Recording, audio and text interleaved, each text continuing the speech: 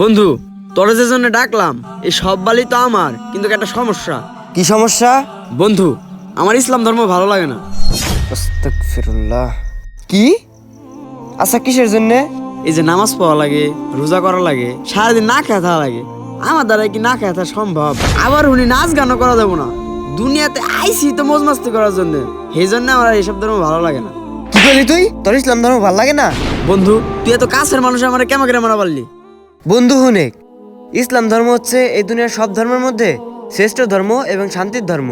মানুষ অন্য ধর্ম থেকে ইসলাম ধর্মে আসা পারে, কিন্তু ইসলাম ধর্ম থেকে অন্য ধর্মে যাওয়া পারে না। ইসলাম ধর্মে এই যে এত নিয়ম কালাম মানায় তো কঠিন। আরে তুই কঠিন ভাবলে কঠিন, আর সহজ ভাবলে সহজ। আর তুই যত ভাবে করে না কে, একবার আল্লাহ তাআলার কাছে দুই হাত তুলে ইস্তেগফার পরে, ইনশাআল্লাহ আল্লাহ তাআলা তোরে মাফ করে দিব। আমি ইসলাম ধর্ম বুঝে হারাবেন নাই। আমি আল্লাহ তাআলার কাছে তওবা করে নিব। আজান দিছে, নামাজটা পড়ে আসি। সাবস্ক্রাইব করবেন।